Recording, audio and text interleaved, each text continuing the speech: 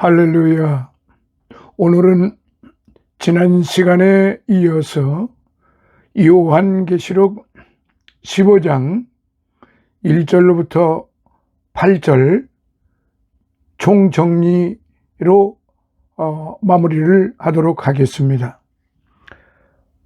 세상에는 반드시 시작과 끝이 있어요. 그리고 이 세상의 마지막 날에는 반드시 대환란의 때가 옵니다. 이는 부인할 수 없는 진리이며 성경의 가르침입니다. 사도 요한은 환상 가운데에서 마지막 날의 대환란이 7 대접의 재앙으로 나타나는 것을 목격하였습니다. 이 대재앙이 얼마나 엄청난지 주님께서도 마지막 날의 대환란을 가리켜 창세로부터 지금까지 이런 환란이 없었고 후에도 없으리라 마태복음 24장 21절에 말씀하셨어요. 실제로 16장에 구체적으로 언급되고 있는 7 대접 재앙은 가히 인간의 이성과 지혜로는 가늠할 수도 없는 우주적인 파멸상을 적나라하게 보여주고 있습니다. 누구라도 이 7 대접 재앙에 관한 기록을 읽노라면 이런 재앙을 통해서는 아무도 살아남을 수 없음을 실감하게 될 것입니다. 더욱이 우리 성도들 역시 불신자들과 더불어 이런 엄청난 환란의 때를 통과하지 않을 수 없는 입장에서 말입니다. 비록 대환란의 1차 대상은 불신자들이나 성도들 역시 동일한 환란의 때를 통과해야 하기에 많은 인내와 근신이 요구됩니다. 성도들이 이런 동일한 환란의 때를 통과해야 한다고 하는 견해는 전천년설, 후천년설, 무천년설 등 여러 가지 그 설에 의해서 다르게 표현이 되고 있습니다만은 어쨌든 우리 성도들 역시 주님이 오시기 전까지는 많은 고난과 환란의 때를 거치게 되어 있다는 사실 또한 이걸 부인할 수는 없습니다. 그러면 마지막 날에 우리 성도들은 어떻게 되지요? 본문은 바로 마지막 날 대환란을 거친 우리 성도들의 영화롭고 존귀해진 상태를 환상적으로 보여주고 있습니다. 즉 세상의 마지막 날의 대심판은 악한 불신 세력들에게는 대심판 이후 하나님의 흰 보좌 앞에서 받게 될 최후 심판의 전조가 됩니다. 그러나 이 대환란은 성도들에게는 장차 영화로운 몸을 입고 하나님의 거룩하신 보좌 앞에서 세세 무궁토록 영광을 누리게 될 새로운 삶의 전주곡이 됩니다. 그리고 이때가 되면 성도들은 다시 세상의 박해와 근심과 슬픔과 눈물이 없는 하늘 보좌 앞에서 세세토록 하나님만을 찬양하며 화평과 기쁨의 삶을 살게 되는 겁니다. 한번 생각해 보세요. 영원토록 꺼지지 않는 불못에서 고통하며 죽음을 구하여도 얻지 못하는 불신 세력들과 하늘에서 거룩한 의의 세마포 옷을 입고 날마다 찬양의 삶을 사는 이 두 부류의 모습이 어찌 비교될 수 있겠습니까? 그러나 문제는 성도가 마지막 날 하나님 앞에서 이런 영광과 존귀를 얻기까지에는 이 악한 불신 세력이 주는 세상에 갖은 박해와 고초의 불길을 통과해야 한다는 사실입니다. 그래서 주의 동생 야고보는 시험을 참는 자는 복이 있도다. 이것에 옳다 인정하심을 받은 후에 주께서 자기를 사랑하는 자들에게 약속하신 생명의 면류관을 얻을 것임이니라. 야고보서 1장 12절에 그렇게 말하지 않았습니까? 실제로 사도 요한 당시 초대교회 성도들은 로마 제국의 엄청난 박해와 우상, 숭배 강요, 배교의 유혹 등 큰 시험에 직면해 있었습니다. 실로 로마 황제 가운데 대표적인 기독교 박해자로 네로 황제를 꼽는다면 AD 54년부터 68년까지, 요한 당시 황제였던 도미티아누스 AD 81년부터 96년은 네로의 환생으로 불릴 만큼 철저하고 혹독하며 교활한 아주 지능적인 기독교 박해자였습니다. 특히 도미티아누스는 철저한 황제 숭배주의자로서 그는 로마 판도의 전 지역에 자신의 동상을 세우고 모든 사람들에게 숭배를 강요했습니다. 아무튼 이런 상황에서 본 서신의 수신 교회인 아시아 7교회의 고통은 이루 말할 수 없었습니다. 뿐만 아닙니다. 본 서신의 송신자인 사도 요한조차도 주의 복음으로 말미암아 반모섬에 유배되어 채석장에서 돌을 캐는 가혹한 형벌을 받고 있었습니다. 그래서 수신 성도들의 고통을 몸소 피부로 체험하고 있는 사도 요한은 본문에서 천국에서의 영화로움과 복된 삶을 상기시켜 줌으로써 당시 환난 가운데 있던 수신자들에게 크게 용기를 불어넣었고, 또한 수신자들이 이 환난들을 잘 감당하도록 격려하려 하였던 것입니다.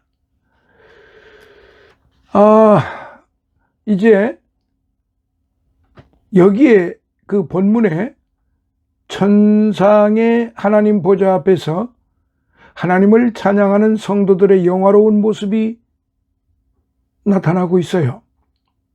이런 지상에서 성도들이 겪는 환난이나 박해와는 너무나도 대조적입니다.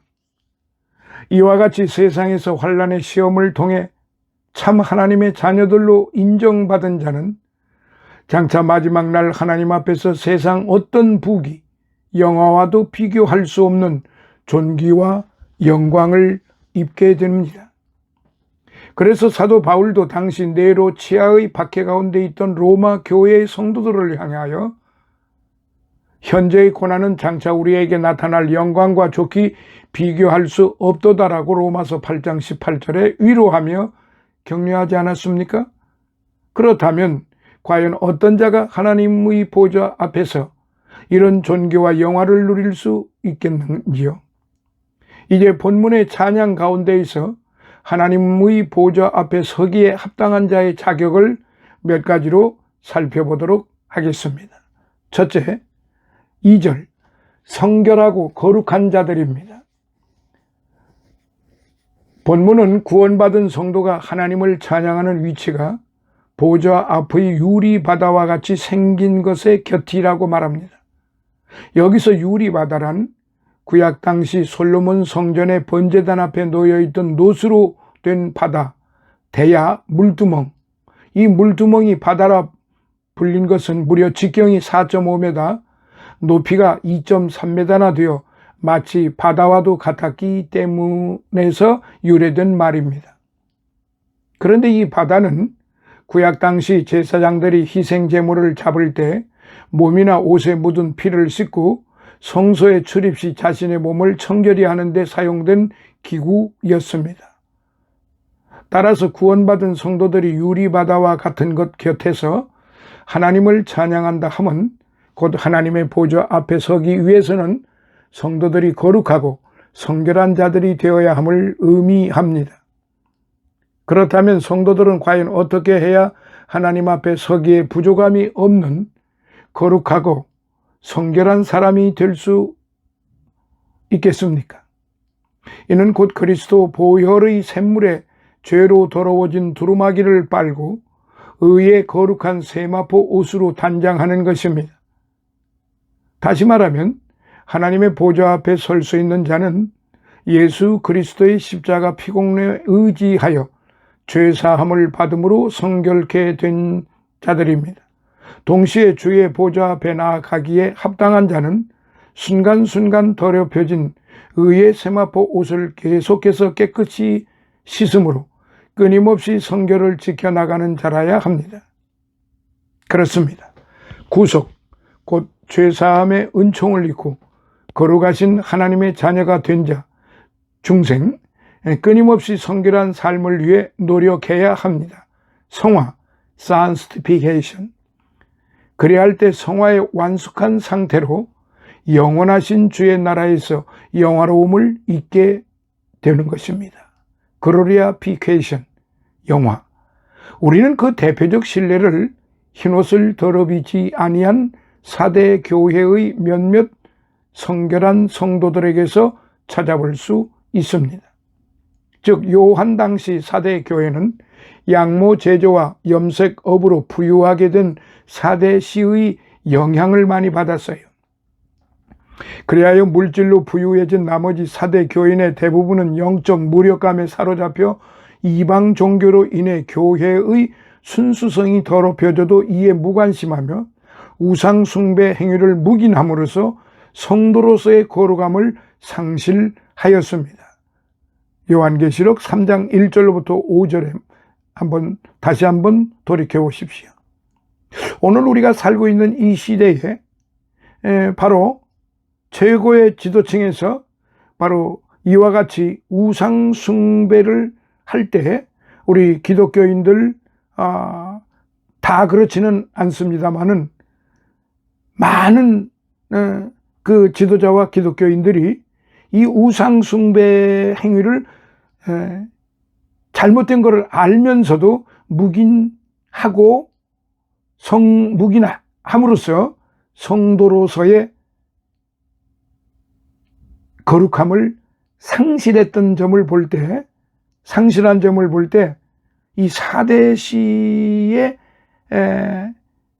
그 4대 교회의 교인들의 그 성격과 그들의 그 신앙 생활이라고 하는 그런 우상 숭배를 묵인하는 그런 삶을 살고 있다는 사실, 존귀함과 거룩함과 보배로움과 정말로 이런 모든 것들을 상실했다는 점에서 얼마나 통탄스러운지 모르는 일입니다. 참으로 주님 앞에 겸손해야 할 지도자와 성도들이 이렇게 우상에 사로잡혀 있는 자들을 묵인하고 그들의 행위를 손들어주고 박수쳐주고 그들의 행보에 동행함으로써 성도로서의 그 거룩함을 상실했다고 하는 것은 참으로 부끄럽기 이를 데 없으며 하나님 앞에 배은망덕하기 이를 데 없고 포항무도하고 참으로 불상타 아니할 수 없습니다. 그래야 하나님께서는 이들 대다수의 4대 교인들을 꾸짖으시면서 그 옷을 더럽히지 않은 몇몇의 성결한 자들만이 장차 영화로움을 입게 될 것이라 하였습니다.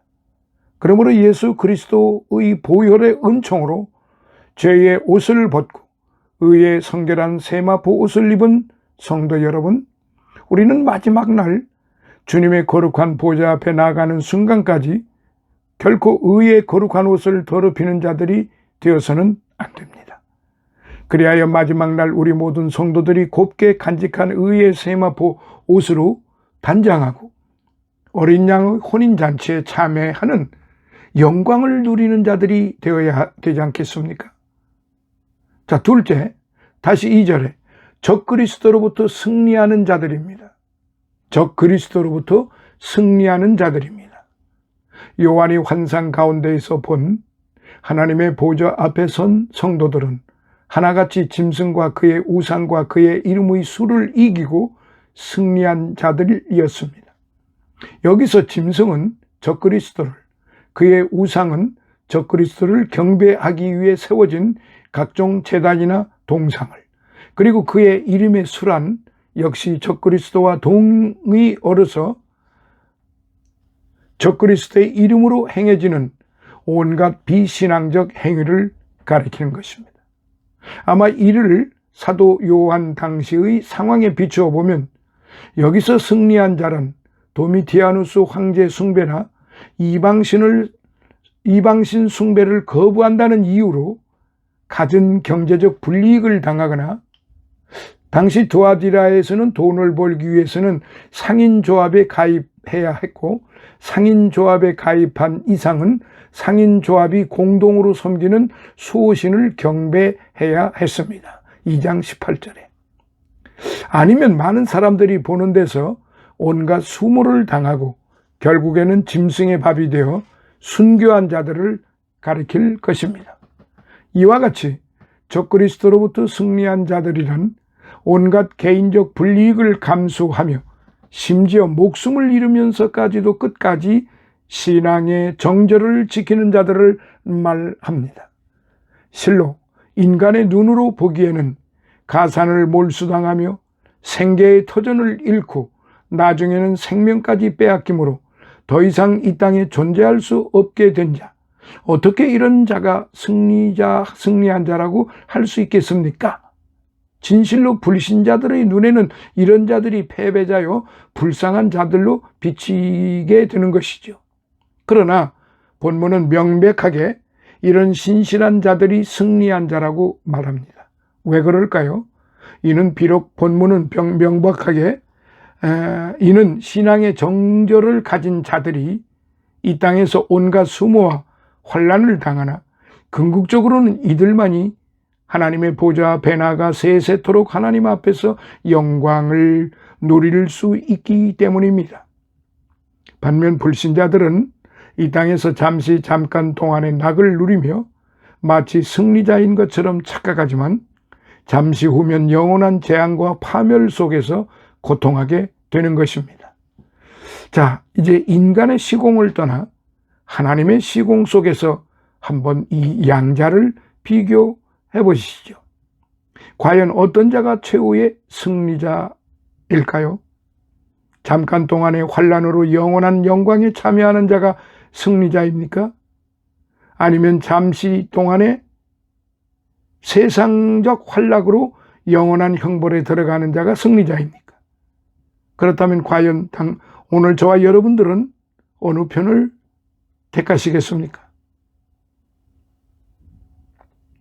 두말할 것 없이 우리는 잠깐 동안의 환난으로 영원한 영광에 참여하는 자가 되어야 하는 것입니다. 자, 이제 세 번째 4절에 하나님을 두려워하며 영화롭게 하는 자들입니다. 하나님을 두려워하며 영화롭게 하는 자들입니다. 여기서 두려워하다라는 말은 감히 두렵고 떨리는 심정으로 경배한다는 의미를 갖습니다. 즉 이는 하나님을 두렵고 떨리는 마음으로 경배하며 또 하나님께만 영광을 돌리는 자라야 장차 새 하늘과 새 땅에서 하나님의 보좌 앞에 서기에 합당한 자라는 뜻입니다. 그러나 어떻게 보면 이 말은 우리 성도들에게 지극히 상식적이고 당연한 진리처럼 들립니다. 그러나 사도 요한 당시에 하나님을 두려워하며 영화롭게 하는 것은 생각만큼 그리 쉬운 일이 아니었습니다.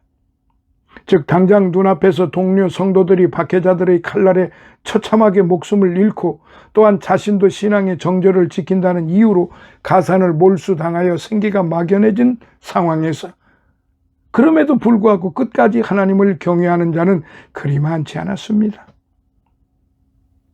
사실 이런 상황에서는 누구라도 눈에 보이지 않는 하나님보다는 당장 눈앞에 서 있는 박해자의 칼날을 더 두려워하게 마련입니다.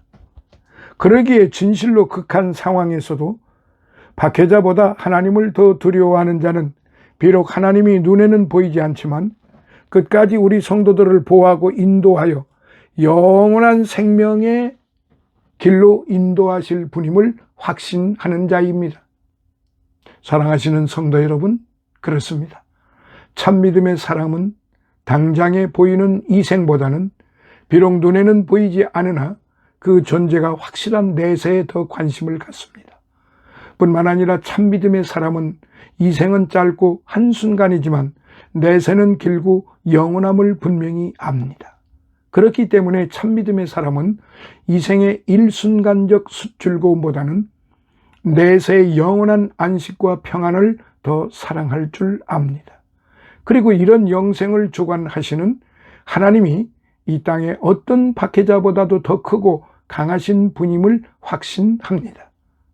진정 이런 강한 확신과 믿음을 갖기에 참 성도는 어떤 절망적 박해 속에서도 박해자보다는 하나님을 두려워하며 경외하며 하나님만을 영화롭게 합니다. 그리고 진실로 이 땅에서 하나님을 경외하며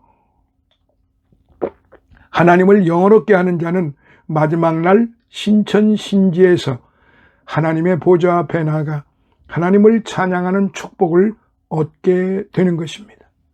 왜냐하면 이 땅에서 하나님을 경외하며 하나님을 찬양하는 성도의 삶은 장차 천국 보좌 앞에 선 성도의 찬양과 경배의 삶에 대한 예표요 그림자적 성격을 갖기 때문입니다. 그러기에 이 땅에서 하나님을 찬양하는 자는 마지막 날 천국에서도 하나님을 찬양하게 되는 것입니다. 반면 이 땅에서 적그리스도에게 경배하는 자는 결국 마지막 날 적그리스도의 처소인 불못에서 영원토록 적그리스도와 함께 거할 수밖에 없는 것입니다. 그러므로 성도 여러분, 마지막 날 신천신지가 건설된 이후의 모든 생활은 이 세상 생활의 연장임을 잊지 말아야 합니다. 자, 이제 끝으로 7절로부터 8절 네 번째, 큰 환난의 때를 예비하는 자들입니다. 큰 환난의 때를 예비하는 자입니다. 이제 사도 요한은 또 다른 하나의 환상을 목격합니다. 즉 지금까지 천상의 보좌 앞에서 들리던 성전과도 가와도 같고 혹은 진군가와도 같은 승리의 찬양 소리가 사라지고 이제 하늘의 성전이 열리며 거기에 새로운 광경이 펼쳐집니다. 그리고 지상 모든 피조물의 대표자들로 알려진 네 생물 중 하나가 하나님으로부터 진노의 7 대접을 받아 맑고 빛난 세마포 옷을 입은 7 천사들에게 건네줍니다. 이는 마치 왕이 원수를 무찌르기 위해 출정 준비를 마친 대장군에게 자신의 보검과 갑옷을 하사하는 장엄한 의식을 방불케 합니다. 이리하여 이제 지상 최후의 대환란인 7 대접 심판의 모든 준비는 완료되었습니다. 그런데 여기서 한 가지 주목할 사실이 있어요.